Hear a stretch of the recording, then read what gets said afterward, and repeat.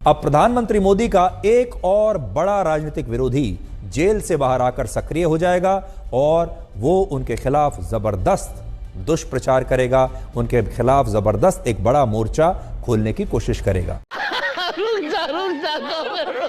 तो भैया देखा, केजरीवाल की जमानत की खबर सुनकर इतना तो भाजपाइयों को भी मिर्ची नहीं लगी होगी जितना कि सुधीर चौधरी को लग गई। क्योंकि भैया अंधभक्त तो केवल मोदी मोदी चिल्लाते हैं, लेकिन ये लोग दुम भी हिलाते हैं।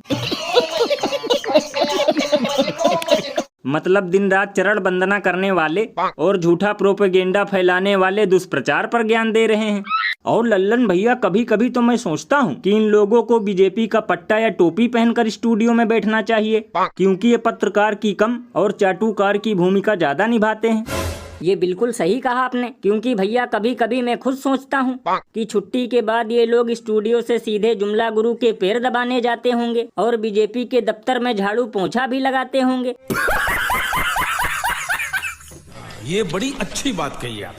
और भैया ऐसे ही नहीं देश की मीडिया लगातार पाताल में धसी जा रही है और देश की लोटिया डूबी जा रही है। इसमें इन जैसे चापलूसों का भरपूर योगदान है। अभी कुछ महीने पहले इन्हें हेमंत सोरेन के घर, कार और प्लेन में घूमने से मिर्ची लग रही थी और अब अरविंद केजरीवाल की जमानत से लग रही है।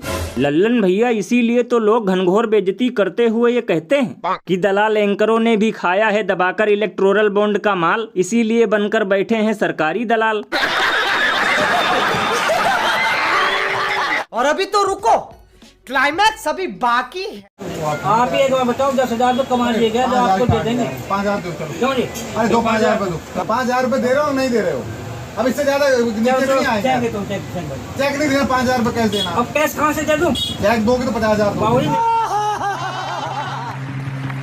ये भगवान क्या जुल्म है। तो भैया देखा, पॉलीथीन रखने की वजह से दुकानदारों पर जुर्माना लगाया जा रहा है।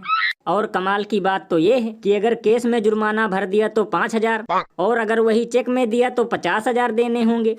लल्लन भैया, इस देश का यही तो दुर्भाग्य है, क्योंकि जो कंपनियां पॉलीथीन बनाती हैं उन्हें नहीं करवाया जाता है बंद और गरीब जनता से पॉलीथीन के नाम पर लूट है प्रचंड। अरे बाप रे, ये तो धोती खोल रहा है। लल्लन भैया, अब तो मुझे पक्का यकीन हो गया है कि यूपी की करारी हार से जुमला पार्टी वाले बौखला चुके हैं, क्योंकि जब से चुनाव हुआ है तब से कभी दूध महंगा हो रहा है, कभी दाल तो कभी आटा तो कभी टोल टैक्स, और अब पॉलीथीन का डर दिखाकर छोटे दुकानदारों को भी लूटने का तरीका आ गया।